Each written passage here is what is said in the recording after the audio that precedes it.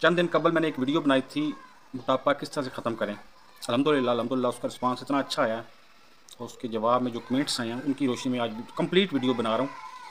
Healthy habits मतलब सेहतमंद आदतें कौन सी हैं हमारी जो हम तवज्जो नहीं देते।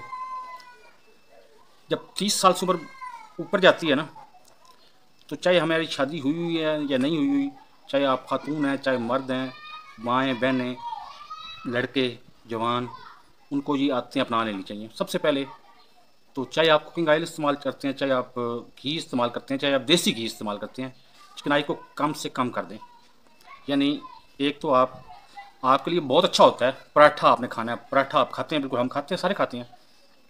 लेकिन जब 30 साल से उम्र आपकी ऊपर चली जाए ना, और फ़र्ज़ बिलखसूस वो हज़रात जो ऑफिस में काम करते हैं, जिनके पास कोई जिस्मानी वर्जिश का कोई इंतज़ाम नहीं होता, बाकायदा वर्जिश का कोई इंतज़ाम नहीं होता, उनको चाहिए कि वो पराठा खाना बिल्कुल बैन कर दें। तीस पानी पानी कम अज़ कम 1.5 लीटर से 3 लीटर, 4.5 लीटर, 6 लीटर पानी पिए। ज़्यादा से ज़्यादा जितना पानी पी सकते हैं पिए, लेकिन फ्रिज का पानी हर किसी ना पिए।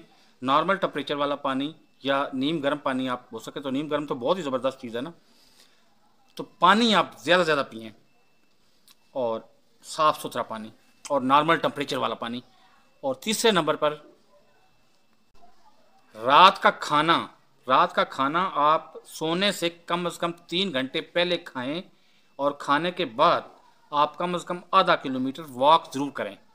ये नॉर्मल को पानी मना किया हुआ है, तो फिर डॉक्टर के मशवरे पे अमल करें, मेरी बात पे अमल ना करें। लेकिन नॉर्मल बंदों को पानी ज़्यादा ज़्यादा पिए, और खाने के रात के खाने के आधा घंटा बाद, 3 घंटे आप अल्हम्दुलिल्लाह मैं तवक्को कर सकता हूँ कि आप 50 साल के बाद भी बहुत सेहतमंद और अच्छी ज़िंदगी गुजार रहे होंगे।